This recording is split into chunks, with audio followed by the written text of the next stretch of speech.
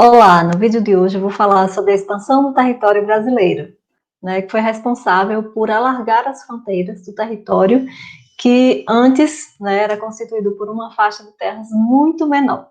Então eu estou falando de que no início do processo de colonização feito pelos portugueses sobre a América, existia, né, o Tratado de Tordesilhas, que foi um acordo assinado entre Portugal e Espanha que dividia as terras, né, antes mesmo delas terem sido encontradas pelos europeus. Então, esse meridiano de Tordesilhas, ele delimitava que as terras ao leste pertenceriam a Portugal e as terras ao oeste pertenceriam à Espanha.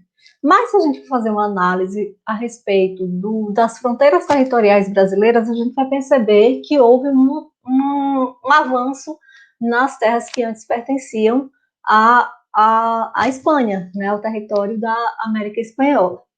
Então, esse processo, né, de avanço nas fronteiras sobre o oeste do que hoje constitui o território brasileiro, se deu, né, em um território, em um momento em que o Brasil passava por um processo, né, de decadência da produção açucareira, que concentrava nessa atividade econômica, ela concentrava suas atividades tanto no litoral do Nordeste, quanto em algumas áreas de São Vicente, né, onde hoje corresponde o estado de São Paulo, e também Rio de Janeiro, no Rio de Janeiro.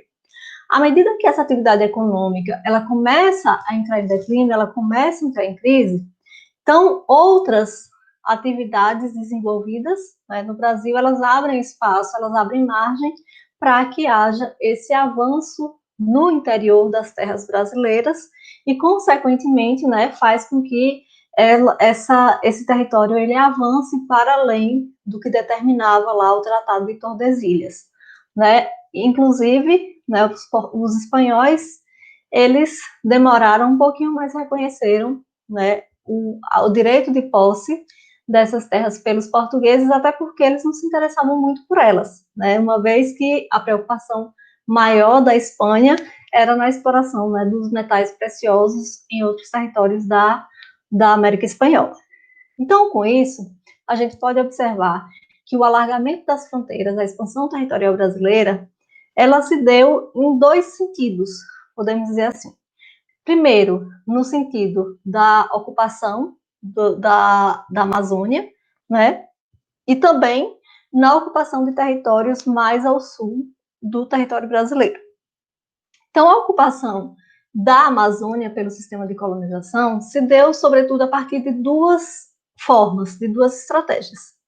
Foram instaladas, né, fortalezas militares, sobretudo nas beiras dos rios, né, para controlar a navegação, principalmente ameaças, né, de outros países que pudessem vir a ocupar esse território. E esses fortes que foram organizados, né, montados pela colonização portuguesa, inclusive acabaram dando origem a cidades importantes, como, por exemplo, Belém e também Manaus, né, para a gente citar duas delas. Outra forma, né, de ocupação desse território amazônico foi através das missões realizadas pelos padres jesuítas, né, que foram responsáveis por fundar essas missões religiosas, né, com o objetivo principal de expandir a fé católica, catequizando os povos indígenas. Então, desenvolvendo essas atividades, né, de forma associada à ocupação territorial, a catequização dos povos indígenas, houve também o desenvolvimento de uma atividade econômica importante no contexto da colonização nessa região, que foi a exploração das chamadas drogas do sertão, né, que eram coletadas pelos povos indígenas que viviam nesse território das missões, né, e essas drogas do sertão, elas eram basicamente materiais que eram coletados na própria floresta, né, como, por exemplo, baunilha, cacau, guaraná, castanha do Pará, algumas ervas medicinais e temperos também, que tinham um valor econômico, né, na Europa e serviam, né, como materiais para serem comercializados no contexto da colonização também. Então, além da ocupação do território da Amazônia, esse processo de alargamento das fronteiras do território brasileiro também seguiu rumo ao sul do Brasil, né? Então, os portugueses eles tinham interesse em quebrar o monopólio que era da Espanha no comércio de áreas produtoras de prata, né, na própria América Espanhola.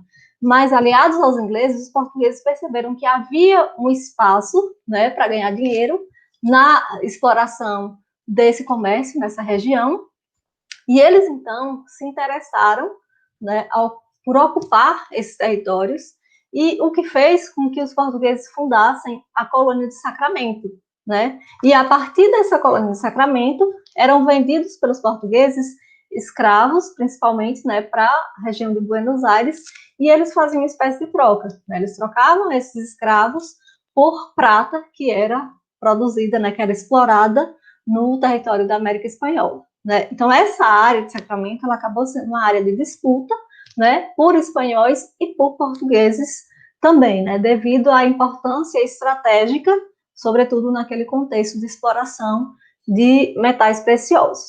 Então, esses interesses comerciais levaram os portugueses, né, a colonizar essa região do sul do Brasil e fundar várias cidades, o que contribuiu para a expansão do território brasileiro nesse sentido também. Além da ocupação da Amazônia, a gente tem a ocupação do Rio, né, que esse processo se deu sobretudo no século XVIII.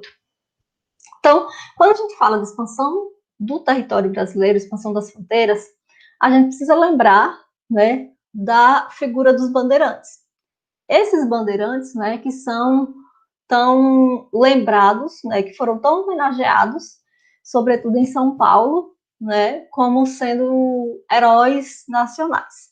Mas quando a gente vai estudar um pouquinho de forma mais aprofundada, um pouco mais aprofundado, né, a gente vai perceber, né, as ações desses bandeirantes, né, que não trazem um lado assim tão bonito, né, muito pelo contrário, que acabam revelando aspectos meio que a gente pode até considerar perversos no sentido, né, das atividades que eles desenvolviam de forma prioritária. Então, esses bandeirantes, eles eram habitantes, né, sobretudo da capitania de São Vicente, de onde resultou, né, o espaço que hoje constitui o estado de São Paulo. E essa região, né, ela não tinha um destaque econômico significativo, né, no contexto de exploração açucareira, num contexto em que o Nordeste é que estava mais em evidência no cenário nacional. Então, muitos de seus moradores, que viviam em condições mais pobres, eles acabaram, né, organizando expedições para adentrar no território brasileiro, e essas expedições elas ficaram conhecidas como entradas ou bandeiras. Então, esses bandeirantes, eles desenvolviam atividades, né, além de tentar encontrar ouro e prata, algum tipo de riqueza, né, eles desenvolviam uma atividade que era interessante para o sistema de colonização, que era atacar aldeias indígenas e os quilombos, né, para capturar escravizados. Sobretudo no momento em que os holandeses ocuparam o Nordeste brasileiro e ocuparam também postos que forneciam escravizados lá na África, e isso dificultou a chegada dos escravizados para outras áreas brasileiras que não eram dominadas pelos holandeses. Então, surgiu, em função disso, a demanda por um contingente maior de escravizados. Né? Os portugueses tinham dificuldade de trazê-los da África, então acabaram tendo que se virar com o que havia disponível no território brasileiro. E coube aos bandeirantes, né, adentrar nesses territórios, quer nas aldeias indígenas, quer também em quilombos, que eram os espaços onde os escravizados fugidos, né, se organizavam para tentar burlar o sistema escravista. E esses bandeirantes atacavam e destruíam essas aldeias e quilombos para capturar escravos, tanto indígenas quanto africanos ou afrodescendentes. Então, eles eram contratados para destruir esses quilombos e para capturar aqueles sobreviventes, né, para alimentar o sistema escravista. Então, em função dessa atividade que eu falei agora no final, é que a gente precisa rever esse papel desempenhado pelos bandeirantes. Eles foram importantes na descoberta das minas, né, de ouro no Brasil, mas a gente também não pode ignorar, né, o fato deles terem sido responsáveis por destruir, né, por dizimar populações indígenas, né, e atacar vários quilombos, né, a exemplo do Quilombo de Palmares, né, que teve como liderança um bandeirante na expedição que foi responsável pela sua destruição, né. Então, em função das atividades desenvolvidas pelos bandeirantes, desses interesses econômicos, da participação dos padres jesuítas na ocupação da Amazônia, é que novos limites foram delimitados para o território brasileiro no século XVIII. Então, nesse mesmo contexto, os bandeirantes eles começaram a encontrar ouro, né, em grandes quantidades na região que depois viria a se chamar Minas Gerais, né? Depois, eles deram sequência a essa busca, né, acabaram encontrando em Mato Grosso e em Goiás também, o que abriu uma possibilidade, né, de renovação do sistema de colonização no Brasil, uma vez que após a crise da produção açucareira, né, houve agora a possibilidade de se ganhar dinheiro com a colônia através da exploração desses metais preciosos. Então, nesse momento, nesse contexto, Portugal já tinha ocupado territórios a oeste de Tordesilhas, do meridiano de Tordesilhas. Essas terras, oficialmente, elas pertenciam à Espanha. Então, esse processo de ocupação já haviam estradas, já haviam fortes que foram instalados, cidades, aldeias. Então, essas áreas, como elas não interessavam aos espanhóis, os portugueses e espanhóis acabaram em 1750, né, seguindo um princípio de que o dono é quem usa a terra. Então, baseado nesse princípio, né, o Tratado de Madrid foi assinado e essas novas terras elas foram incluídas no território da América Portuguesa, né? No sul, entretanto, né, a situação ela não foi tão simples, né? Apesar do Tratado de Madrid determinar, né, que aquele que ocupasse a terra seria o seu oficial dono, né? Os impasses no sul eles permaneceram, o que fez com que fosse necessário se assinar mais um tratado, que foi em 1801, o Tratado de Badajoz. Esse tratado, ele confirmou o que já havia definido o Tratado de Madrid anteriormente.